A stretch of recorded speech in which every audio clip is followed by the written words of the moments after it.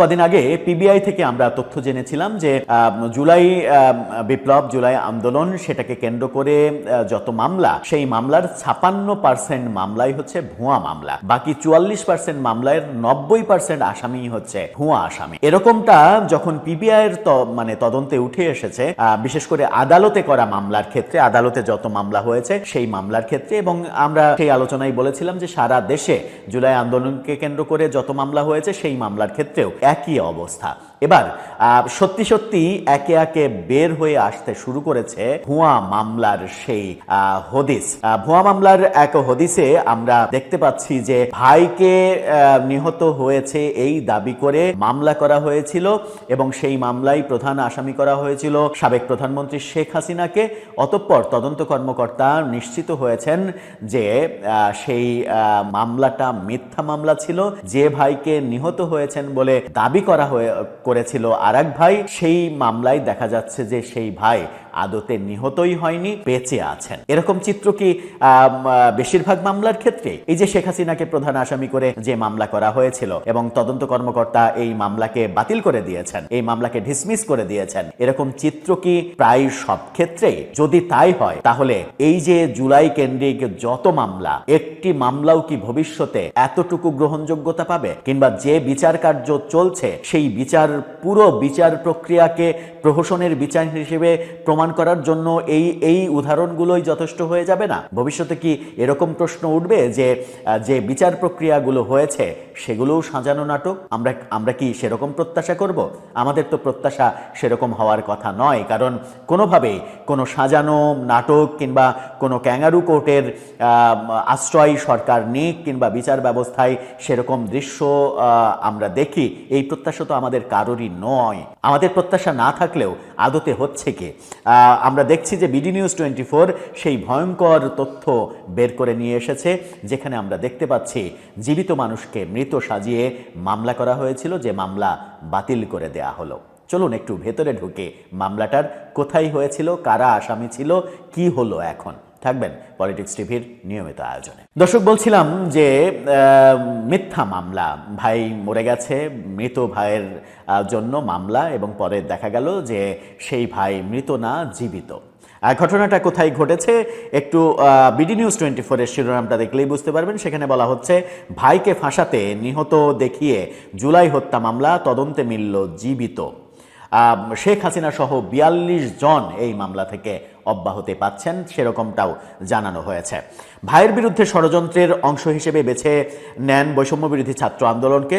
উত্তাল সে সময়ে ওই ভাইকে নিহত দেখিয়ে করেন মামলা, তবে শেষ রক্ষা হয়নি। ওই মামলাকারী এখন নিজেই ফেঁসে যাচ্ছেন। এরকমটা হওয়া উচিত। যে মিথ্যা মামলা করেছে তাদের প্রত্যেককেই অবশ্যই গারদে ঢোকানো দরকার, কারাগারে ঢোকানো দরকার। হত্যাকাণ্ডের এই মামলা থেকে অব্যাহতি পাচ্ছেন ক্ষমতাচ্যুত প্রধানমন্ত্রী শেখ হাসিনা সহ 42 জন, অর্থাৎ শেখ হাসিনাকে প্রধান আসামি করা হয়েছিল। পুলিশ তদন্তে নেমে দেখতে পেয়েছে আন্দোলনের মধ্যে 3রা আগস্ট যাকে হত্যার অভিযোগে মামলা করা হয়েছিল সেই ব্যক্তি দুলাল ওরফে সেলিম, মূল নাম সোলাইমান সেলিম, তিনি জীবিত আছেন। খুবই ভালো। এই মামলার বাদী সেলিমের ভাই মোস্তফা কামাল ওরফে মোস্ত ডাকাতের বিরুদ্ধে মিথ্যা মামলা করায় 211 ধারায় অভিযোগ দায়েরের অনুমতি চেয়েছেন তদন্ত কর্মকর্তা, ঢাকা মহানগর গোয়েন্দা বিভাগের ওয়ারি বিভাগের এসআই এনামুল ইসলাম। এই এসআইয়ের কপালে আবার দুঃখ চলে আসে কিনা সেটাও একটা দেখার বিষয়। ডিবি পুলিশের ওয়ারি জোনের উপ পুলিশ কমিশনার মল্লিক আহসান উদ্দিন বলেন, ইচ্ছাকৃতভাবে বাদী মিথ্যা মামলা দায়ের করেছেন, এজন্য তার বিরুদ্ধে মামলা করতে আদালতের অনুমতি চাওয়া হয়েছে। আদালত অনুমতি দিলে আমরা মামলা করব। আবার আদালত বিষয়টা নথিজাত করতে পারেন। আদালত যেভাবে নির্দেশনা দেবে আমরা সেইভাবে কাজ করব। ভাই নিহত হওয়ার দাবি করে ঢাকার একটি আদালতে মামলার আবেদনে সোলাইমান সেলিমের নাম দেওয়া হয় দুলাল ওরফে সেলিম। পেশা দেখানো হয় ঠিকানা পরিবহনের হেল্পার। তিনি 3রা আগস্ট যাত্রাবাড়িতে গুলিতে নিহত হয়েছিলেন বলে অভিযোগ করা হয়। আদালত বাদীর জবানবন্দি গ্রহণ করে যাত্রাবাড়ি থানা পুলিশকে অভিযোগটি এজাহার হিসেবে গ্রহণের নির্দেশ দেয়। প্রথমে মামলার আবেদনে 41 জনকে আসামি করা হয়েছিল, পরে তদন্তের শুরুতে পুলিশ আরও একজনকে এই মামলার সন্দেহভাজন হিসেবে গ্রেপ্তার দেখায়। গ্রেপ্তারও করা হয়েছে কিন্তু অনেককে। মোট 42 আসামির মধ্যে 2 জনকে গ্রেপ্তার দেখায় পুলিশ। মামলার পরবর্তী তদন্তে গোয়েন্দা পুলিশ জানতে পারে সেলিম নিহত হননি। এলাকায় ডাকাত হিসেবে পরিচিত এবং হত্যা ডাকাতি মামলা মাথায় নিয়ে পলাতক তার ভাই মোস্তফা কামাল পারিবারিক বিরোধের জেরে সেলিমকে ফাঁসাতে মামলাটি করেছেন। 3 ভাইয়ের বিরুদ্ধে তার জমি দখল করার চক্রান্ত সাজানোর অভিযোগ করে সোলাইমান সেলিম bdnews24.com-কে বলেছেন, আমার কোনো ছেলে সন্তান নাই, আমাকে মেরে জমি দখল করতে চাই, এজন্য আমি খুন হয়েছি উল্লেখ করে মামলা করে, পরে যেন খুনের কাজটা করা সহজ হয়। প্রথমে ভাইকে খুন হয়েছে বলে শেখ হাসিনার নামে মামলা করেছে, পরে যেন ভাইকে খুন করে আরামে জমি দখল করা যায় এই জন্য এই কাজটা আরেক ভাই করেছে। 2 মেয়ের জনক সেলিম স্ত্রীকে নিয়ে ময়মনসিংহের ফুলবাড়িয়ার বেলতলি বাজারে বসবাস করছেন। ভাইদের ভয়ে বাড়িতেও থাকতে পারছেন না বলে দাবি করেছেন তিনি। বলেছেন, তাদের কারণে বাড়ি ছেড়ে দোকানেই বসবাস করছি, তারা শুধু আমাকে না আমার মেয়েদেরকেও মেরে ফেলার হুমকি দেয়, এতে তারা আমার জমি দখল করতে পারবে। থানা পুলিশের হাত ঘুরে মামলার তদন্তভার দেয়া হয় গোয়েন্দা পুলিশকে। সম্প্রতি এই মামলায় সাবেক প্রধানমন্ত্রী শেখ হাসিনা সহ 42 জনকে অব্যাহতির সুপারিশ করে আদালতে 30 নভেম্বর চূড়ান্ত প্রতিবেদন দিয়েছে তদন্ত কর্মকর্তা, তার নাম এসআই এনামুল। প্রসিকিউশন বিভাগের এসআই মহিউদ্দিন এই মামলার পরবর্তী শুনানির দিন রয়েছে তিনি জানিয়েছেন 21শে ডিসেম্বর। সেদিন চূড়ান্ত প্রতিবেদনটি আদালতে প্রকাশ করা হবে। শেখ হাসিনা ছাড়াও অব্যাহতিপ্রাপ্ত অন্য আসামিদের মধ্যে রয়েছেন আওয়ামী লীগের সাধারণ সম্পাদক ওবায়দুল কাদের, সাবেক মন্ত্রী আসাদুজ্জামান খান কামাল, স্বরাষ্ট্রমন্ত্রী রমেশ চন্দ্র সেন, আসাদুজ্জামান নূর, সাবেক সংসদ সদস্য শামীম ওসমান, মশিউর রহমান মোল্লা সজল, শামীম ওসমানের ছেলে অয়ন ওসমান, ছাত্রলীগের সভাপতি সাদ্দাম হোসেন, সাধারণ সম্পাদক শেখ ইনান, ঢাকা মহানগর দক্ষিণ ছাত্রলীগের সভাপতি রাজিবুল ইসলাম বাপ্পি ও সাধারণ সম্পাদক সজল কুণ্ডু। তারা সবাই পলাতক। গ্রেপ্তার দেখানো 2 আসামি মোহাম্মদুল্লাহ পাটোয়ারি, মিরাজ খানকে অব্যাহতি দেওয়ার সুপারিশ করা হয়েছে। আওয়ামী লীগের সভাপতি শেখ হাসিনা, ওবায়দুল কাদের, শামীম ওসমান, আসাদুজ্জামান নূর, সাদ্দাম, ইনান বড় বড় বাঘা বাঘা আসামি করা হয়েছে। বাঘা বাঘা আসামি করে মামলাটাকে বেশ জবরদস্ত মামলা হিসেবে আখ্যা দেওয়ার চেষ্টা করা হয়েছে। কিন্তু এই যে থলের বিড়ালটা বেরিয়ে আসলো, এর আগে পিবিআই জানালো যে যত মামলা আদালতে করা হয়েছে তার 56% ভুয়া, আর 44% মামলায় 90% আসামি ভুয়া আসামি। এই যে মামলার ব্যবসা, এই যে মামলার আজকে বেরোলো যে এক ভাই আরেক ভাইকে মৃত দেখিয়ে মামলা করেছে, খুন হয়েছে দেখিয়ে মামলা করেছে, এই কারণে যেন তাকে পরবর্তীতে মেরে ফেলে তার জমি দখল করা সহজ হয়। কি অসাধারণ ব্যাপার, কি অসাধারণ সার্কাস চলছে বাংলাদেশে। এই সার্কাসটা যদি চলে, এই সার্কাসটা যদি জুলাইকে কেন্দ্র করে প্রায় সব মামলার ক্ষেত্রে হয়, জুলাইকে কেন্দ্র করে যত মামলা হয়েছে স্পেসিফিক কয়েকটা মামলা ছাড়া বেশিরভাগ মামলাই হচ্ছে ব্যবসার জন্য করা হয়েছে। এবং মামলাগুলো, কিছু মামলা যেগুলো হচ্ছে সঠিক মামলা, সেই মামলার আসামি আবার 400, 500, 600 জনকে যে আসামি করা হয়েছে, সেই আসামিগুলোও করা হয়েছে ব্যবসার জন্য, তাদের কাছ থেকে টাকা নেওয়ার জন্য।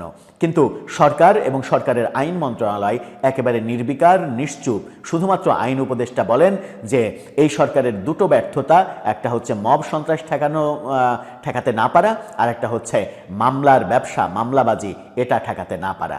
অথচ ঠেকানোর কাজটা সরকার করেছে বলে আমরা বিন্দু মাত্র ক্ষেত্রেও টের পাইনি। সরকার মুখ বুজে সহ্য করেছে, কখনো কখনো ইন্ধন দিয়েছে। দর্শক, আপনার কি মনে হয়, এই যে একটা হাস্যকর ব্যাপার বেরিয়ে আসলো, এই ব্যাপারগুলো কি এই থলের বিড়ালটা সব থলের মধ্যেই কি আছে? আপনার মতামত জানিয়ে লিখতে পারেন আমাদের কমেন্ট বক্সে। দর্শক, সাজ্জাদ কাদিরের শুভেচ্ছা নিন। এই মুহূর্তে আপনাদের সামনে কথা বলতে এসে শেখ হাসিনা প্রশ্নে হার মানল কি ইউনূস সরকার? আজকে অনেক খবর। আজকে ইতিমধ্যেই নির্বাচনের খুব তোড়জোড় দেখা যাচ্ছে। নির্বাচনের তফসিল ঘোষণার ইতিমধ্যেই ভিডিও রেকর্ড করা হয়েছে। প্রধান নির্বাচন কমিশনার ভাষণের মাধ্যমে যে ভিডিও বক্তব্য দেন, সেই ভিডিওটা রেকর্ড করা হয়েছে। আগামীকাল এটি প্রচার করা হবে, অর্থাৎ আগামীকাল নির্বাচনের তফসিল ঘোষণা হবে। মহামান্য রাষ্ট্রপতির সাথে নির্বাচন কমিশন সাক্ষাৎ করেছে এবং 2জন ছাত্র উপদেষ্টা ছিলেন, মাহফুজ আলম এবং আসিফ মাহমুদ সজীব ভুইয়া, ইতিমধ্যে তারা পদত্যাগ করেছেন। এসব নানান খবর তখন এটি স্পষ্ট যে ইউনূস সরকার আর আসলে কোনোভাবেই থাকতে পারছেন না, নির্বাচনের দিকেই দৌড়াচ্ছেন, যেন তেনভাবে একটা নির্বাচন করবার চেষ্টা করছেন। এখন আমরা বরাবরই বলে আসছি যে এই নির্বাচনটা আসলে হবে না, এটা নানাভাবে বাধাগ্রস্ত হবে, বাধাপ্রাপ্ত হবে। এখনো প্রায় 12 ফেব্রুয়ারি নির্বাচন, সেই হিসেবে বলা যায় ডিসেম্বর, জানুয়ারি 2 মাস আছে। এই 2 মাসের মধ্যে গঙ্গা যমুনার জল নানা দিক দিয়ে নানাভাবে প্রবাহিত হবে, গড়াবে। সেখানে আন্তর্জাতিক একটা ফ্যাক্টর আছে। আন্তর্জাতিক ফ্যাক্টরটাকেই বড় হিসেবে দেখতে চাই, কারণ সত্যিকার অর্থে এই নির্বাচনটাকে প্রতিহত করবে কে? নির্বাচনটাকে প্রতিহত করবে না এই যে বর্তমানে যে রাজনৈতিক দলগুলো আছে, তারা তো নির্বাচনের দিকেই দৌড়াচ্ছে। তবে করবে না এটাও বলা যাবে না। শেষ মুহূর্তে পরিস্থিতিটা এমন হবে, বিএনপি হয়তো নির্বাচনকে পরিত্যক্ত ঘোষণা করে তারা মাঠ থেকে উঠে যেতে পারে, এমনটা হতে পারে। এমন পরিস্থিতির দিকে যাবে, কারণ একটা কথা পরিষ্কার যে এটা কিন্তু জাতীয় সংসদ নির্বাচন, এটা জীবন মরণের প্রশ্ন। যেমন এর আগে ছাত্র সংসদ নির্বাচনগুলোকে বিএনপিকে কিভাবে ভরাডুবি হতে হলো, চোখের সামনে দেখলো, দেখেও কিছু করতে পারেনি, বলতে পারেনি। কিন্তু এবার সেটি হবে না। এবার বিএনপি যদি দেখে অবস্থা বেগতিক, তাহলে মাঝপথ থেকে উঠে যাবে, নির্বাচনকে বর্জন করবে। মূলত ইউনূস সরকারের যেটা পরিকল্পনা, জামাতকে নিয়ে একটা পরিকল্পনা। জামাত সংখ্যাগরিষ্ঠতায় কম হলেও তাদেরকে নিয়ে পরিকল্পনা, জামাতকে ক্ষমতায় বসিয়ে দিয়ে চলে যাওয়ার। আসলে শেষ পর্যন্ত আওয়ামী লীগের দল সাংগঠনিকভাবে দেখছি না। মাঠের রাজনীতি বলবে যে আওয়ামী লীগের লোকজন বলে থাকে যে আমরা তো নিষিদ্ধ, নামলেই মামলা হয়, হামলা হয়, গ্রেপ্তার ইত্যাদি হয়। এটা হইতে হবে। ওই কেউ সুযোগ দিয়ে আন্দোলন করতে দেয় না, কেউ প্রশাসন পারমিশন দিয়ে আন্দোলন করতে দেয় না, প্রশাসনের অনুমতি নিয়ে আন্দোলন হয় না। পৃথিবীতে কোনো আন্দোলন হয়নি, প্রশাসন তো চাইবে আন্দোলন হবে না। কাজে আওয়ামী লীগের মাঠের রাজনীতি একদম শূন্য। কিছু কূটনৈতিক কর্মকাণ্ড চলছে এবং বৈশ্বিক ব্যাপার চলছে। এখানে সবচেয়ে বেশি বড় সহায়ক ভারত, সেটা চলছে। আবার সেগুলো আলোচনার বিষয় নয়। আমি আলোচনার বিষয় যেটি বলতে চাই যে নির্বাসিত প্রধানমন্ত্রী শেখ হাসিনা প্রশ্নে ইউনূস সরকার হার মেনে গেল। জুলাই অভ্যুত্থান সময়কালে মানবতা বিরোধী অভিযোগে মৃত্যুদণ্ড প্রাপ্ত আসামি বলছে ইউনূস সরকার। আমরা আসামি বলি না, আসামি বলতে চাই না, কারণ রাষ্ট্রপ্রধান, সরকার প্রধান, দেশকে সুরক্ষা দেওয়া তাদের দায়িত্ব, দেশের মানুষের জানমাল নিরাপত্তা দেওয়া তাদের দায়িত্ব, সম্পদ রক্ষা করা তাদের দায়িত্ব। তারা সেই সময় এই যে জুলাই অভ্যুত্থান নামে যে সন্ত্রাসী কর্মকাণ্ড করেছে, তারই সুরক্ষা দিয়েছে তৎকালীন আওয়ামী লীগ সরকার। এই সুরক্ষা দেওয়ার দায়, শুধু সুরক্ষার দেওয়ার দায় না, এটা জামাতি বিচার সত্যিকার অর্থে। সেই বিচারে অভিযুক্ত মৃত্যুদণ্ডপ্রাপ্ত আসামি বলছে তারা। ইউনূস সরকারের পররাষ্ট্র উপদেষ্টা তৌহিদ হোসেন বলেছেন যে শেখ হাসিনাকে ফেরানোর বিষয়টি ভারতের সিদ্ধান্তের উপর নির্ভরশীল। দিল্লিতে অবস্থান করা আওয়ামী লীগ সভাপতির দেশে ফেরার বিষয়টি তার নিজের সিদ্ধান্তের উপর নির্ভর করার যে বক্তব্য ভারতের বিদেশমন্ত্রী এস জয়শঙ্কর দিয়েছেন অতি সম্প্রতি, সেই প্রেক্ষাপটে বুধবার এক প্রশ্নের জবাবে ঢাকার প্রধান কূটনীতিকের তরফে এই বক্তব্য আসে। জয়শঙ্করের সেই বক্তব্যের বিষয়ে বাংলাদেশের অবস্থান কি, এক সাংবাদিকের এমন প্রশ্নে তৌহিদ হোসেন বলেন, আমরা কি করতে পারি বলেন তো, এক্ষেত্রে ঢাকার কি করণীয়? এমন প্রশ্নে তিনি বলেন, করণীয় তেমন কিছু আসলে নেই, কারণ ভারতকে রাজি হতে হবে অথবা চাইতে হবে তাকে ফেরত পাঠাতে। ভারত রাজি না হলে আর কিছু করার নেই, এমন এক প্রশ্নে পররাষ্ট্র উপদেষ্টা বলেন, রাজি না হলে আসলে তো কিছু করার নেই, আমরা রাজি করানোর চেষ্টা করতে পারি। ভারতের রাজি করানোর বিষয়ে আর এক প্রশ্নের জবাবে তৌহিদ হোসেন বলেন, আমরা রাজি করানোর চেষ্টা চালিয়ে যেতে পারি, এইটুকুই, এর চেয়ে বেশি কিছু করতে পারি না। আপনারা ইতিমধ্যে জানেন যে তথাকথিত জুলাই আন্দোলনে, তথাকথিত মানবতা বিরোধী অপরাধে আন্তর্জাতিক অপরাধ ট্রাইব্যুনাল গত 17 নভেম্বর শেখ হাসিনা ও সেই সময়ের স্বরাষ্ট্রমন্ত্রী আসাদুজ্জামান খান কামালকে মৃত্যুদণ্ড দিয়েছে। আসাদুজ্জামান খান কামালও এই মুহূর্তে ভারতে অবস্থান করছেন। সেই দিনই এক বিবৃতিতে দুইজনকে ফেরত দিতে ভারতের প্রতি আবারও আহ্বান জানিয়েছে সরকার। এরপর গত 23 নভেম্বর শুক্রবার ভারতকে একটি কূটনৈতিক পত্র পাঠায় সরকার। তার 3 দিন পর দিল্লি চিঠি পাওয়ার কথা স্বীকার করে, মৌখিকভাবে স্বীকার করে। অফিসিয়ালি আজও পর্যন্ত কখনো চিঠি দেয়নি। এর আগেও গত ডিসেম্বরেও এরকম একটি চিঠি দিয়েছিল বাংলাদেশ, কিন্তু সেই চিঠিও মৌখিকভাবে স্বীকার করেছিল যে আমরা পেয়েছি। শুধু তাই না, সেই সময় চিঠি নিয়ে প্রশ্নও তুলেছিল ভারত। সত্যিকার অর্থে শেখ হাসিনা এবং আসাদুজ্জামান খান কামালকে ফেরত দেওয়া হবে কিনা সে ব্যাপারে আনুষ্ঠানিক অনানুষ্ঠানিক মৌখিকভাবে ভারত আসলে কিছুই জানায়নি এবং জানাবে না, এটি সত্য। আমরা গত 1.5 বছর যাবৎ সেটি দেখে আসছি। মানবতা বিরোধী অপরাধের মামলার পর আবার প্লট দুর্নীতি মামলায় শেখ হাসিনাকে কারাদণ্ড দেওয়া হয়েছে, সেটিও 21 বছরের। আওয়ামী লীগ সভাপতির ভারতে থাকার বিষয়টি তার একান্ত ব্যক্তিগত সিদ্ধান্ত মন্তব্য করে সম্প্রতি এক অনুষ্ঠানে দেশটির বিদেশমন্ত্রী সুব্রামানিয়াম জয়শঙ্কর বলেছেন, তিনি যে পরিস্থিতিতে ভারতে আসতে বাধ্য হয়েছেন তাতে এই বিষয়ে সিদ্ধান্ত নেওয়ার ক্ষেত্রে সেটির প্রভাব থাকবে। সম্প্রতি হিন্দুস্তান টাইমস লিডারশিপ সামিটে এনডিটিভির প্রধান নির্বাহী কর্মকর্তা ও প্রধান সম্পাদক রাহুল কানওয়ালের সঙ্গে আলাপচারিতায় জয়শঙ্করের কাছে জানতে চাওয়া হয় শেখ হাসিনা যতদিন চান ততদিনই ভারতে থাকতে পারবেন কিনা। জবাবে জয়শঙ্কর বলেন, এটা একটা ভিন্ন বিষয়, তাই না? তিনি একটি বিশেষ পরিস্থিতিতে এখানে এসেছেন। তাকে ঘিরে যা ঘটছে তাতে সেই পরিস্থিতির স্পষ্ট প্রভাব রয়েছে বলে আমি মনে করি। কিন্তু তারপরও এটা এমন এক বিষয় যে বিষয়ে সিদ্ধান্ত তাকেই নিতে হবে, বলেছেন ভারতের বিদেশ মন্ত্রী